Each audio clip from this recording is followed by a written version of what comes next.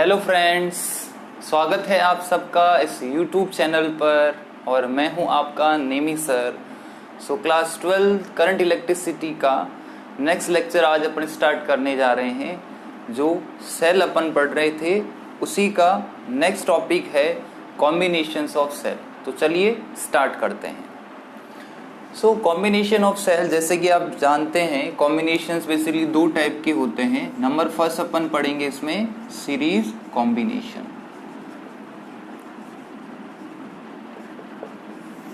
देखिए series combination, अब इसमें मान लीजिए बहुत सारे सेल है, ये कोई सेल है। अच्छा, सबसे पहले कॉम्बिनेशन की जरूरत क्यों पड़ी सेल के?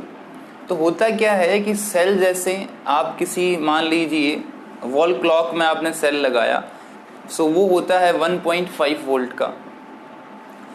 अब अपने को 1.5 वोल्ट की जगह लेट सपोज 4.5 वोल्ट की जरूरत है।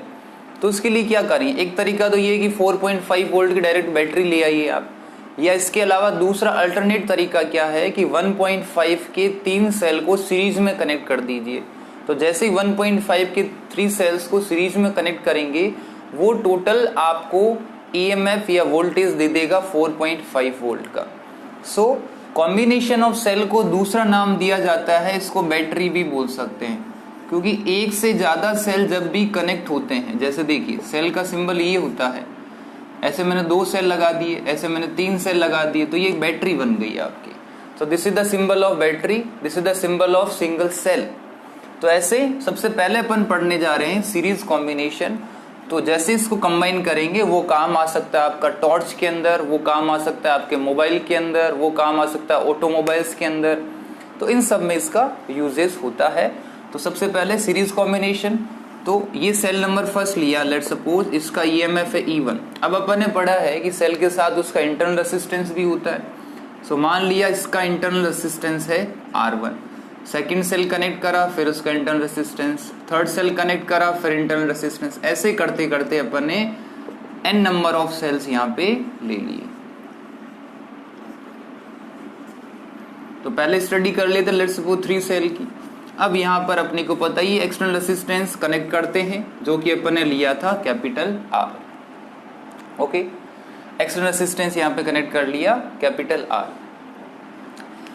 अब जैसे कि अपने को पता है कि सीरीज कॉम्बिनेशन में जैसे कि रेसिस्टेंस से जो रेसिस्टेंस के अक्रॉस जो पोटेंशियल डिफरेंस होता है वो डिफरेंट होता है सब में, मतलब पोटेंशियल डिफरेंट, करंट सेम। तो इसमें से जैसे ही करंट फ्लो करेगी, अपन बात कर रहे हैं करंट लेट सपोज ऐसे फ्लो करी, तो सब में से फ्लो करने वाली करंट की वैल्यू इक्वल होगी। करंट हमेशा इक्वल होगी यहाँ पे, और वो कितनी होगी? I। टर्मिनल पोटेंशियल डिफरेंस की बात करते हैं। इसके across potential difference let suppose हुआ VA, या मैं बोल दूं V1। इसके अक्रॉस जो हुआ वो हुआ V2। इसके अक्रॉस जो हुआ वो हुआ V3। इसके अक्रॉस पोटेंशियल डिफरेंस, इसके और इसके तीनों सेल के अक्रॉस पोटेंशियल डिफरेंस जो हुए वो अलग अलग होगा। बट ये बात अपने को पता है, अगर टोटल वोल्टेज V दिया गया, टोटल वोल्टेज V है, ये क्या हो जाएगा? V1 plus V2 plus V3। लिख सकते हैं इसको ऐसे। V1 की वैल्यू, तो terminal potential difference across this cell, अपने को पता है इसकी वैल्यू होती है E1 माइनस IR1। इसकी वैल्यू हो जाएगी E2 minus IR2 plus E3 minus IR3। इस सब को एक जगह लिख लीजिए, E1 plus E2 plus E3 minus I, ये हो जाएगा यहाँ पे R1 plus R2 plus R3, और ये किसके इक्वल चल रहा है? V के इक्वल। V इक्वल्स टू आ गया E1 E2 E3 I R1 R2 R3। अच्छा, इसको क्या लिख सकते हैं अपन? अगर मैं इसको इसी फॉर्मूले में बनाना चाहूँ, V equals to E minus IR के फॉर्मूले में, इसको क्या लिख सकते हैं अपन? इसको ये लिखा कि ये तो हो गया सर्किट का equivalent EMF of cell. EQ का मतलब हो गया इक्विवेलेंट, माइनस RI, और ये हो गया R इक्विवेलेंट। ये वैल्यू आ गई यहाँ पर V की। किसकी वैल्यू आ गई? V की। कहने का मतलब है सीरीज कॉम्बिनेशन में जब भी सेल कनेक्ट होते हैं तो उनका जो इक्विवेलेंट EMF होता है वो सब का इंडिविजुअल सम होगा E1 E2 E3। जैसे कि अभी बात करी 1.5 वोल्ट की सेल लगा रखा है, बैटरी में कन्वर्ट करना है 4.5 की, तो क्या करेंगे, तीनों सेल को सीरीज में कनेक्ट कर दीजिए। इंटरनल रेसिस्टेंस की बात करें तो वो सबका सम हो जाएगा, तो इस वजह से ये हो जाता है series combination of cell. So ये तो बात हो गई यहाँ पर 3 सेल की। अगर ऐसे n सेल होते तो आप इसको भी सॉल्व कर सकते थे। यहाँ आ जाता E1 E2 E3 up to En, और ये हो जाता R1 टू Rn। अच्छा, इस सर्किट में अगर करंट की वैल्यू कैलकुलेट करनी हो तो करंट कितना हो जाएगा, करंट अपने को पता है ओम्स लॉ से, ये होता है वोल्टेज अपॉन रेसिस्टेंस। तो यहाँ का वोल्टेज कितना, तो यहाँ वोल्टेज की जगह लिखेंगे total EMF upon total resistance, यही वैल्यू लिखेंगी जाएगी। मैं बात कर रहा हूँ for n cell, n cell के लिए करंट की वैल्यू क्या लिखेंगे, सो ये हो जाएगा E1 E2 up to En upon ये क्या होगा R plus R1 plus R2 to टू Rn। अब देखिए यहाँ पर कंडीशन मैंने ये ले ली, if E1 E2 up to En, इन सबका EMF E है, सबका इक्वल EMF है। और रेसिस्टेंस की अगर बात करें तो सबका ही रेसिस्टेंस कितना है, स्मॉल r के इक्वल। I की वैल्यू कितनी होगी, I will be equals to n times of E, क्योंकि इन सब की वैल्यू E है, तो ये हो गया Ne upon R plus NR। This one is the value of current drawn from the series combination of cell. इतनी करंट ड्रॉ कर सकते, इतनी करंट वो देंगे Ne upon R plus NR। यहाँ पर कुछ स्पेशल कंडीशंस ली जा सकती है। पहली कंडीशन ये ली कि R की वैल्यू ग्रेटर देन हो NR से। देखिए इसका मतलब क्या है कि ये जो एक्सटर्नल रेसिस्टेंस है इसकी वैल्यू सेल के इंटरनल रेसिस्टेंस से ज़्यादा हो, तो इस केस में क्या हो जाएगा, NR यहाँ से नेग्लेक्ट हो गया, I की वैल्यू कितनी हुई, I की वैल्यू यहाँ से होगी Ne/R। सो देखिए व्हाट इज E/R, E/R होगी एक सेल से ली गई करंट। एक सेल से कितनी करंट ले सकते हैं, एक से ले सकते हैं E/R, n से मल्टीप्लाई हो रहा है तो n times of current drawn from a cell. कहने का मतलब एक सेल जितनी करंट दे रहा है उसको मल्टीप्लाई कर दीजिए नंबर ऑफ सेल से, तो इतनी करंट मेरे को मिलेगी जब R की वैल्यू ग्रेटर देन हो NR। सेकेंड कंडीशन है आपकी, सेकेंड कंडीशन क्या हो जाएगी, जब R की वैल्यू लेस देन हो NR से। कहने का मतलब बैटरी का इंटरनल रेसिस्टेंस एक्सटर्नल रेसिस्टेंस से बहुत ज़्यादा हो, तो इस केस में ये क्या हो जाएगा, इस बार नेग्लेक्ट हो जाएगा यहाँ से R, सो ये बना Ne/NR, R से R, N से N कैंसिल आउट, तो ये हुआ E/R। तो ये वो करंट है जो एक सेल दे रहा है, तो यहाँ पे करंट हुई खाली एक सेल जितनी करंट दे रहा है। देखिए कहने का मतलब ये है कि जब एक्सटर्नल रेसिस्टेंस की वैल्यू इंटरनल रेसिस्टेंस से ज़्यादा होती है, सारे इंटरनल रेसिस्टेंस का सम करने के बाद उससे भी ज़्यादा अगर होती है तो करंट की वैल्यू n टाइम्स आ रही है, इसमें एक सेल जितनी करंट दे रहा है, और यहाँ पर एक सेल ही जितनी करंट आ रही है। सो ज़्यादा बेनिफिशियल कौन सी कंडीशन हुई, ये वाली। तो इसके लिए क्या करेंगे कि जब भी R की वैल्यू NR से बड़ी हो तो इस केस में सेल को हमेशा सीरीज कॉम्बिनेशन में लगाया जाएगा। फॉर एग्जाम्पल जो टॉर्च लाइट होती है आपकी, उसमें जो बल्ब होता है उसका रेसिस्टेंस हमेशा सेल के इंटरनल रेसिस्टेंस से ज़्यादा होता है। जैसे 3 सेल लगा दिए, जैसे बात करी थी 1.5 1.5 1.5, समझ नहीं आ रहा कि सीरीज में लगाना है कि पैरेलल में लगाना है। तो सबसे पहली बात आप चेक करिए कि सेल का जो आपका बल्ब है उसका रेसिस्टेंस क्या सेल के इंटरनल रेसिस्टेंस से ज़्यादा है। अगर ज़्यादा है तो तीनों को आप सीरीज में लगाइए तो आप maximum amount of current draw कर सकते हैं। So this is the condition of maximum amount of current drawn from series combination of cells. Next है आपका parallel combination. So parallel combination में जैसा कि अपने को पता है कि वोल्टेज की वैल्यू हमेशा सेम होती है, सो पोटेंशियल डिफरेंस की वैल्यू इक्वल हो जाएगी दोनों के अक्रॉस, इसके अक्रॉस एंड इसके अक्रॉस। अब ये जो करंट है ये 2 पार्ट में डिवाइड हो रही है, यहाँ से करंट है I1, यहाँ से करंट है I2, ये मिलके I बना रही है। सो अपन क्या बोल सकते हैं पैरेलल कॉम्बिनेशन में, current I equals to I1 plus I2। Diagram से जैसे कि आप देख पा रहे हैं दोनों के लिए वोल्टेज की वैल्यू इक्वल है। सो V इक्वल्स टू क्या हो जाएगा, E1 माइनस IR1 और फर्स्ट सेल, सेकंड के लिए हो गया E2 माइनस IR2। यहाँ से अगर देखें अब इसमें से करंट कितनी फ्लो कर रही है, I1, इसमें से कर रही है I2। क्या यहाँ से I1 की वैल्यू बता सकते हैं? सो I1 क्या हो जाएगा, E1 minus V upon R1 और यहाँ से I2 की वैल्यू हो गई E2 minus V upon R2। इन दोनों की वैल्यू इक्वेशन 2 की वैल्यू इक्वेशन 1 में पुट कर दीजिए। सो फ्रॉम इक्वेशन 1 एंड 2 देखिए I equals to E1 minus V upon R1, ये वैल्यूज पुट कर दी यहाँ पे, ये वैल्यू पुट करिए आपने। इसके बाद इसको क्या लिख सकते हैं अपन, E1 by R1 minus V by R1, E2 by R2 minus V by R, ऐसा नोट किया जा सकता है। और ये वैल्यू आ गई आपकी I के इक्वल। तो जैसे कि आप देख पा रहे हैं ये दोनों सेल का रेसिस्टेंस जो है पैरेलल में कनेक्ट है और यही फॉर्मूला होता है R equivalent in parallel. So it becomes 1 upon R equivalent. इसको सॉल्व अगर करते हैं अपन तो ये क्या बन जाएगा, तो यहाँ से अगर एलसीएम ले इसका तो E1 R2 प्लस ये कुछ ऐसा बन जाएगा minus V 1 upon R1 plus 1 upon R2। So original जो फॉर्मूला होता है आपका वो कुछ इस फॉर्म में होता है, V equals to E equivalent minus IR equivalent, क्योंकि V equals to E minus IR। पूरे सर्किट के लिए अगर बात करें तो E की E इक्वलेंट और R का हो जाएगा आपका R इक्वलेंट। सो ये आगे इसको सॉल्व करने के बाद यहाँ से ये कैंसिल आउट हो जाता है और ये वैल्यू जैसे कि आप देख पा रहे हैं ये वैल्यू होती है R इक्वलेंट की। So V becomes equals to E equivalent, ये हो गया आपका पूरा E equivalent minus 1 R equivalent.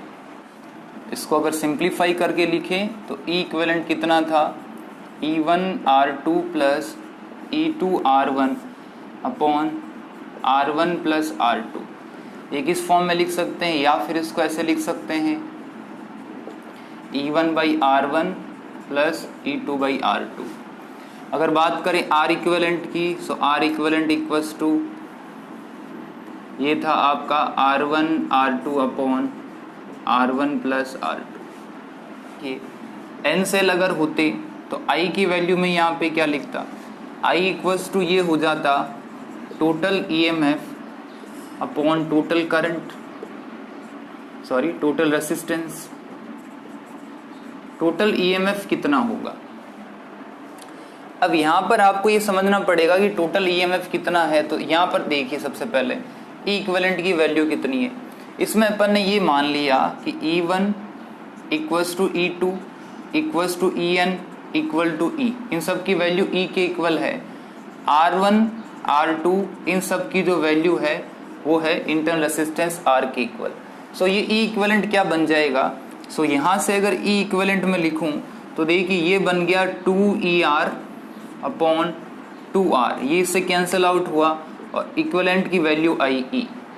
कहने का मतलब ये है कि दो सेल अगर पैरेलल में कनेक्ट है तो उनका total EMF only and only one cell के इक्वल होता है, चाहे ऐसे कितने ही सेल कनेक्ट हो जाए। तो कहने का मतलब हुआ यहाँ पर भी टोटल EMF मैं कंडीशन ले रहा हूँ सबका EMF इक्वल, सबका रेसिस्टेंस इक्वल। तो टोटल EMF कितना हो जाएगा, वो इक्वल हो गया E के टोटल रेसिस्टेंस, ये हुआ R प्लस ऐसे R, ये भी R, फिर ऐसे बहुत सारे R जो रेसिस्टेंस है वो पैरेलल में कनेक्ट है। ऐसे मैंने मान लिए कि टोटल यहाँ पर M रेसिस्टेंस से जो है वो पैरेलल में कनेक्ट है। इफ यहाँ पे टोटल M इंटरनल रेसिस्टर्स वहां पर है तो इस केस में ये क्या हो जाएगा, तो इस केस में ये क्या हो गया, ये बन गया आपका R प्लस इसकी वैल्यू कितनी होगी, सो देखिए इसकी वैल्यू कितनी हो, अगर यहाँ पर सेम रेसिस्टेंस वैल्यू के M रेसिस्टर्स कनेक्ट है सो अपने को पता है उनका रेसिस्टेंस हो जाता है R upon number of resistors. Number of resistors यहाँ पर कितना है M। सो ये बन जाता है I। तो I किसके इक्वल आया, E upon R plus M। LCM ले लीजिए, M ऊपर चला जाएगा और ये यहाँ पर आ गया MR plus small r। This is the value of current I अगर n number of cell parallel में कनेक्ट है, सबका CMF EMF इक्वल है और इंटरनल रेसिस्टेंस भी इक्वल है। अब अपन बात करते हैं वही दो स्पेशल कंडीशंस की। स्पेशल कंडीशन नंबर फर्स्ट क्या है कि सबसे पहले आपने R की वैल्यू जो है वो ग्रेटर देन ली है जितना भी इंटरनल रेसिस्टेंसेज है उन सेल का। तो R अगर ग्रेटर देन है M अपॉन R, सो यहाँ से क्या बोल सकते हैं, MR is greater than small r। यहाँ से ये बड़ा, ये वाली जो वैल्यू इससे बड़ी है, इसका मतलब है कि ये नेग्लेक्ट हो जाएगा। सो I की वैल्यू यहाँ से कितनी आती है, ये आया आपका ME upon MR। So M से M कैंसिल आउट, ये बचा E बाई R। कहने का मतलब current drawn from single cell अगर एक्सटर्नल रेसिस्टेंस की वैल्यू इंटरनल रेसिस्टेंस सेल से ज़्यादा होती है। सेकंड कंडीशन पे आ जाइए, अगर R की वैल्यू लेस देन हुई किससे, R बाई M से। इंटरनल रेसिस्टेंस अगर बड़ा हुआ किससे, एक्सटर्नल रेसिस्टेंस से। तो इस केस में क्या हो जाएगा, इस केस में ये हो गया MR should be less than small r। इस बार ये नेग्लेक्ट हो गया। सो I की वैल्यू क्या बची, ये हो गया ME by small r। It becomes M times of current from one cell. एक सेल जितनी करंट देगा उसकी M टाइम्स यहाँ पे मिलेगी करंट जब इंटरनल रेसिस्टेंस ऑफ सेल ज़्यादा हो एक्सटर्नल रेसिस्टेंस से। यहाँ पर अगर एक्सटर्नल रेसिस्टेंस ज़्यादा हो तो ओनली एक ही सेल से जितनी करंट मिल रही है उतनी मिलेगी। तो सीरीज कॉम्बिनेशन में क्या होता था, पैरेलल में क्या होता है, सीरीज में जब एक्सटर्नल रेसिस्टेंस की value internal resistance of cell से ज़्यादा ली जाती है तो मैक्सिमम अमाउंट ऑफ करंट मिलती है। सिमिलरली उसी वे में यहाँ पर जब इंटरनल रेसिस्टेंस ऑफ सेल की वैल्यू एक्सटर्नल रेसिस्टेंस से ज़्यादा हो तो मैक्सिमम अमाउंट ऑफ करंट यहाँ से मिल सकती है। इसीलिए इस अगर अपने को मैक्सिमम अमाउंट ऑफ करंट चाहिए पैरेलल कॉम्बिनेशन में तो इस केस में इंटरनल रेसिस्टेंस सेल का ज़्यादा होना चाहिए एक्सटर्नल रेसिस्टेंस से। इसमें एक स्पेशल केस ये आता है कि मान लीजिए सेल को सीरीज में भी कनेक्ट कर रखा है और उन सेलों को पैरेलल में भी कनेक्ट कर रखा है कुछ सेल्स को। तो इस केस में अपन सॉल्व कैसे करेंगे कॉम्बिनेशन ऑफ सेल। तो देखिए यहाँ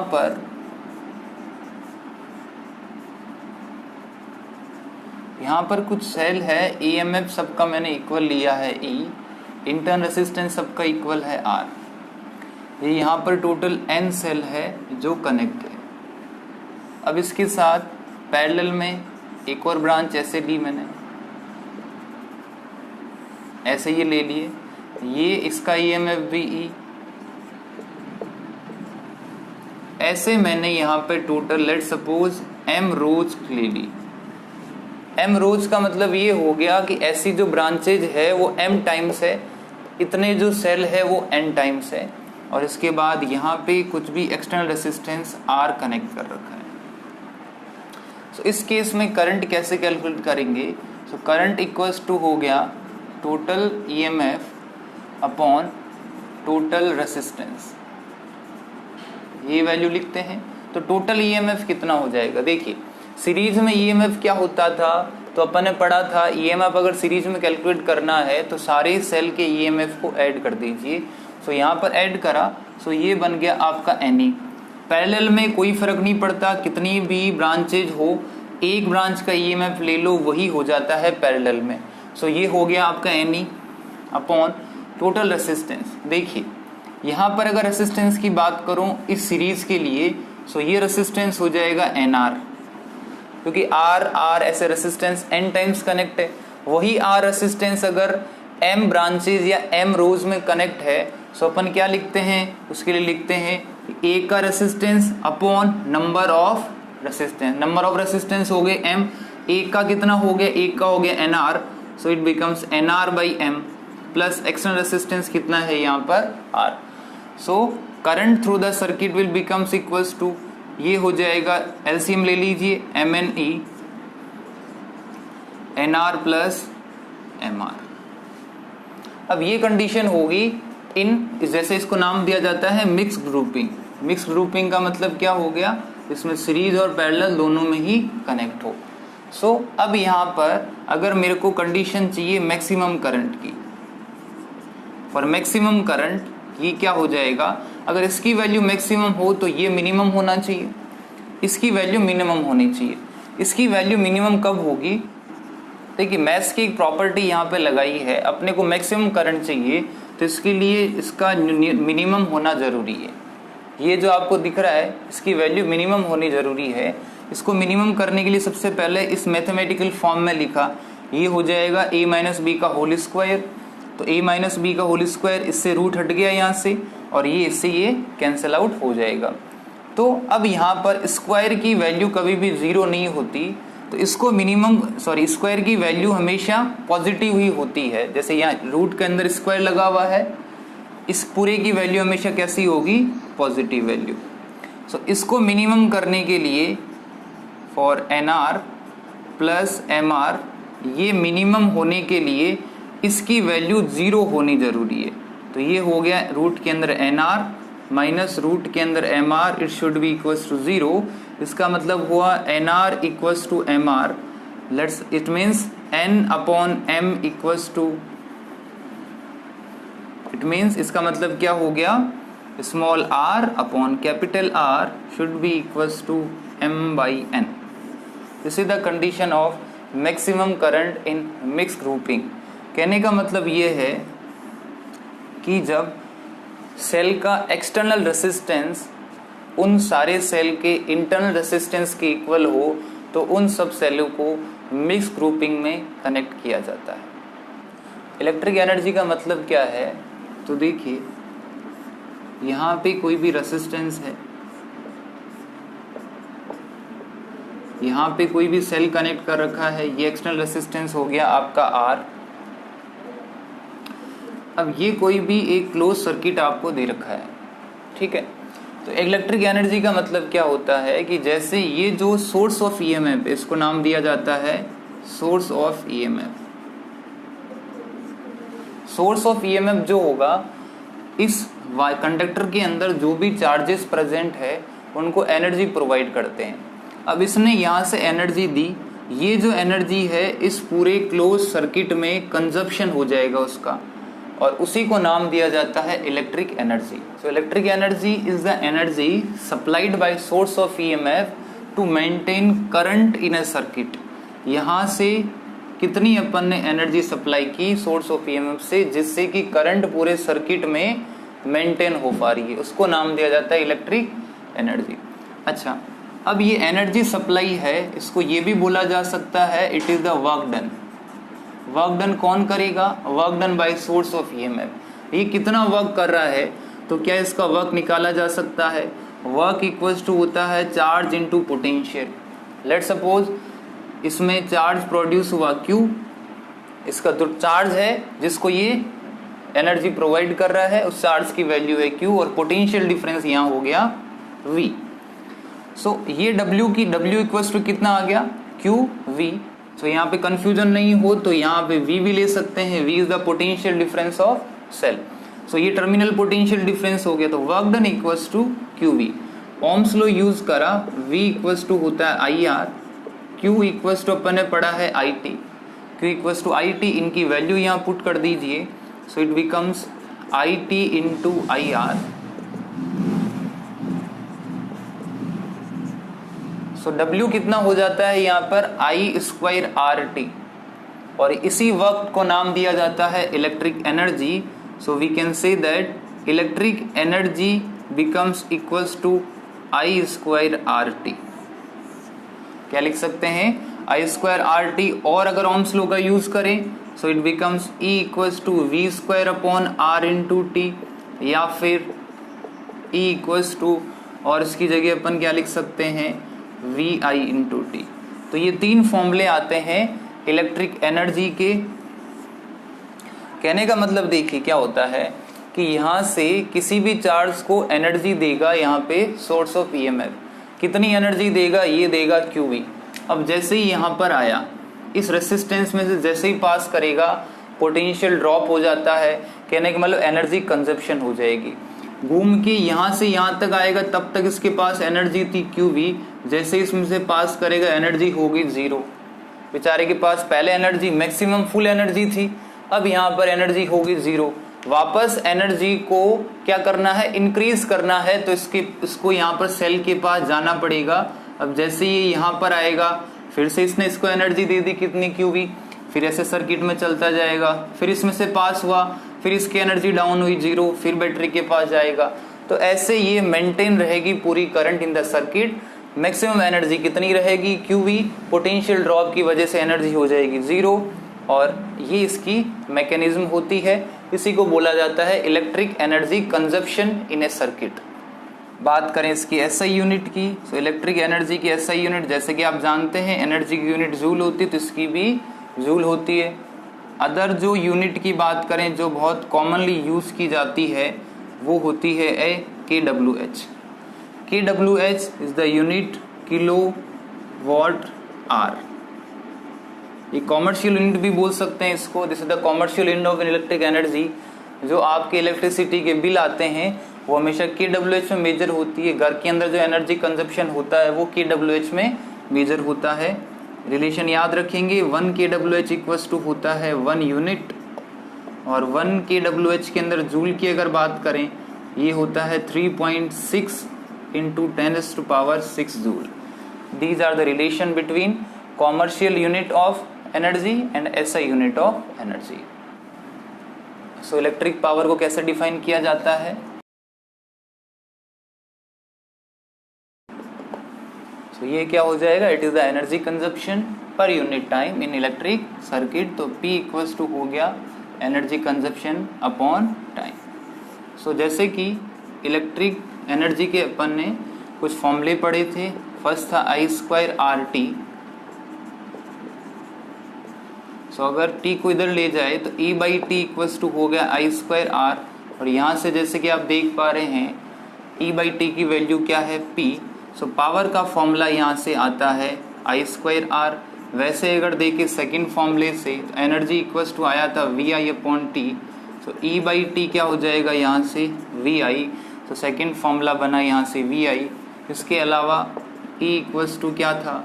V²/R into T upon E/T equals to ये हो गया V²/R, और ये वैल्यू होगी इलेक्ट्रिक पावर की। So power becomes equals to V²/R। सो ये तीन फॉर्मूले आते हैं इलेक्ट्रिक पावर की। SI यूनिट की अगर बात करें, what is the SI unit of power?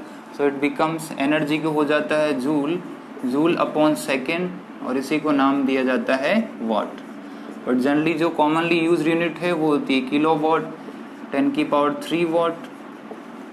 Megawatt भी यूज की जाती है, 10�6 वॉट।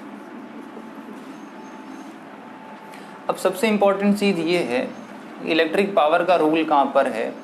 सो जैसे कि आपने सुने होंगे जो पावर प्लांट्स होते हैं जहाँ से इलेक्ट्रिसिटी जनरेशन होता है और ट्रांसमिशन होता है। तो मान लीजिए यहाँ पर कोई प्लांट है, ठीक है, और यहाँ पर कोई अपन बात कर रहे हैं फैक्ट्री है, ये कोई फैक्ट्री है, और ये हो गया यहाँ पे प्लांट, पावर प्लांट। अब यहाँ पे कोई फैक्ट्री है, इसमें कोई लोड लगा हुआ है R, ठीक है। यहाँ से ट्रांसमिट करनी है आपको इलेक्ट्रिक करंट यहाँ तक। ये कुछ केबल्स लगी हुई है, यहाँ पे ये केबल है, इसका रेसिस्टेंस हो गया let's suppose RC। RC the resistance of cable, resistance of जो भी लोड रेसिस्टर लगा हुआ है फैक्ट्री पर उसका रेसिस्टेंस है R।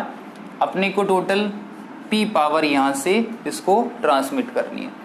तो होता क्या है कि केबल्स की वजह से पावर का कंजप्शन हीट की फॉर्म में हो जाता है। कहने का मतलब यहाँ से मैंने 100% भेजी यहाँ पर इलेक्ट्रिक करंट या पावर, मेरे को 100% वहाँ पर चाहिए थी, जो कि पॉसिबल नहीं होता एफिशिएंसी 100% होना। तो कुछ ना कुछ इसकी जो एफिशिएंसी है वो डाउन हो जाएगी, कुछ ना कुछ पार्ट उसका हीट की फॉर्म में यहाँ पर वेस्ट हो जाएगा। तो उसको अपन कैसे मिनिमाइज कर सकते हैं वो यहाँ पर देख रहे हैं। तो यहाँ पर लोड लगा हुआ है R ओम का, resistance of cable is RC और प्लांट यहाँ से पावर जनरेट कर रहा है P। सो प्लांट यहाँ से कितनी करंट ट्रांसमिट करेगा? सो करंट की वैल्यू हो गई P/V, जैसा कि यहाँ फॉर्मूला आप देख पा रहे हैं, ये रहा। तो I की वैल्यू P/V। सो करंट यहाँ से ट्रांसमिट हुई P/V, केबल का रेसिस्टेंस है RC, इसके थ्रू कितनी पावर कंजप्शन हुई? सो अगर अपन लिखें पावर कंज्यूम्ड बाय केबल्स, कितनी पावर कंज्यूम करेगा, तो इसको नाम दे दिया मैंने PC। सो ये हुआ I² × RC, क्योंकि ये फॉर्मूला है पावर का, I² RC। I की वैल्यू यहाँ पे कितनी है? I की वैल्यू यहाँ पर होगी P/V। So it becomes P² RC/V²। ये हो गया power consumption through the cables और बाय द केबल। इस पावर कंजप्शन को मिनिमाइज करना है, सिंपल सी बात है, हीट को तो कम ही करेंगे आप, तो हीट लॉसेस को कम करना है, तो इसके लिए क्या करना पड़ेगा? इस वोल्टेज की वैल्यू को इंक्रीज करना पड़ेगा, वोल्टेज की वैल्यू को इंक्रीज करना पड़ेगा और करंट की वैल्यू को डिक्रीज करना पड़ेगा। Current should be less end voltage should be high. तो वोल्टेज की वैल्यू ज़्यादा, करंट की वैल्यू कम।